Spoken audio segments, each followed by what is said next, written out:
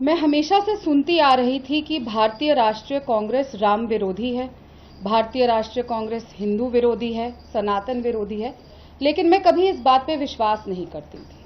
लगातार 22 साल मैं इस पार्टी में रही और हमेशा से पार्टी के बाहर भी अंदर भी हमेशा से ये सुनने को मिलता था, पर मैं कभी विश्वास नहीं करती थी। और हम कांग्रेस के सबसे बड़े नेता, आज तक के सबसे बड़े नेता महात्मा गांधी जी की तो हर सभा की शुरुआत ही रघुपति राघव राजाराम से होती थी, तो हम कभी सोच ही नहीं सकते थे और मैं मानती ही नहीं थी जब भी कोई चीज सामने आती थी।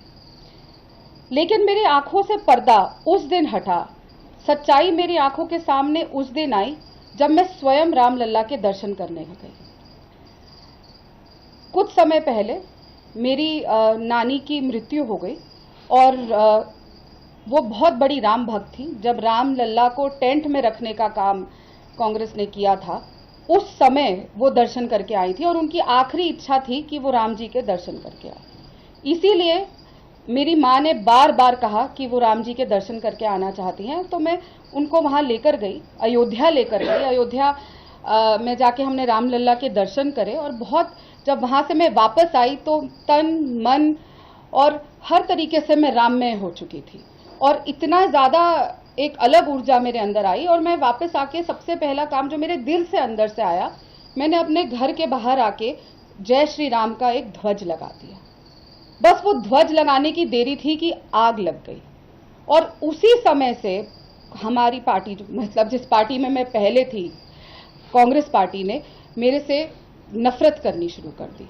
और वो तुरंत जब मैंने फोटो डाली, वीडियो डाले, तो मेरे को लगातार डांट सुननी पड़ी और लगातार बोला गया कि इसको आपने क्यों किया, क्यों तुम राम मंदिर होके आई जब चुनाव सर पे है, क्यों हर बार ये डाली। और मुझे लगातार कहा जाता था कि तुम बहुत हिंदू धर्म के लिए बोलती हो, और कई बार मुझे रोक दिया जाता था डिबेट्स पे कि नहीं, तुम बहुत ज्यादा हिंदू धर्म के लिए बोलती हो। क्या अपने धर्म का स्टैंड लेना गलत है? मैं तब समझ नहीं पाती थी।